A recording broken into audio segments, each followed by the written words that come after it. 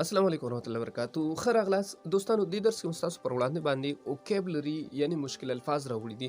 ځکه که موږ سره لغات نه وي، الفاظ نه وي، اوکیبلري نه وي، نو انګلیش ویل به موږ ته ګران نه بلکې ناممکن وي. ځکه که موږ سره یو لفظ په جمله کې نه وي نو ټوله جمله ویل موږ ته مشکل شي، ګرانه شي او موږ هغه جمله پرېږدو.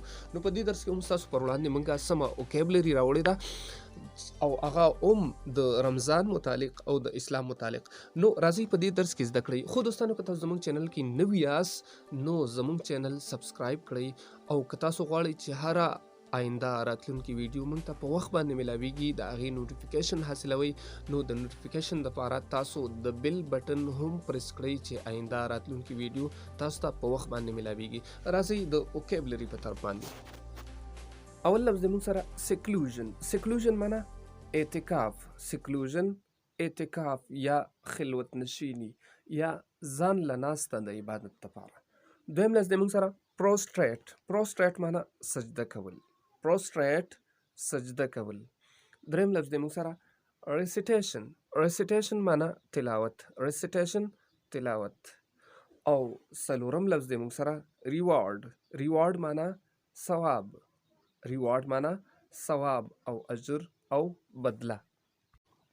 بل لفظ زموږ سره پریډان میل. پریډان میل پشمنه. پریډان میل پشمنه. او بل لفظ دی بریکینګ فاسٹ. بریکینګ فاسٹ معنا روزه ماته. بریکینګ فاسٹ روزه ماته. بل لفظ دی اوبلیګیټري پرییر. اوبلیګیټري پرییر معنا فرض مونځ. اوبلیګیټري پرییر معنا فرض مونځ. او آپشنل پرییر نفل مونځ. اوبلیګیټري پرییر فرض مونځ، آپشنل پرییر نفل مونځ.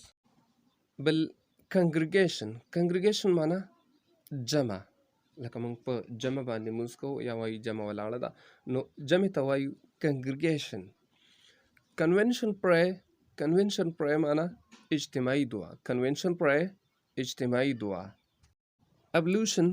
ابلوشن معنا اودس. ابلوشن اودس. او آمز. آمز معنا خیرات. دې کې به ال سایلنټ ویل کېږي. آمز معنا خیرات. بل فاست. فاست معنا روژه. فاست روژه. بیډز. بیډز معنا یا روزري.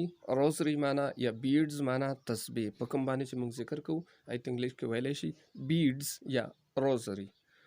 وجل. وجل معنا تهجد. وجل معنا تهجد چې د شپې سړی پاسي او الله ته ودرېږي مونځ کوي نو د شپې دغې مونځ ته یعنې تهجد ته انګلیش کې موږ وایو وجل. بل د موږ سره سرمن واز یا خطبه. سرمن معنا خطبه، خطاب، تقریر، واز. ډېره مننه دوستانو. زموږ ویډیو لایک کړئ. د نورو ویډیوګانو دپاره زموږ سره اوسئ. والسلام علیکم ورحمة الله وبرکاتہ.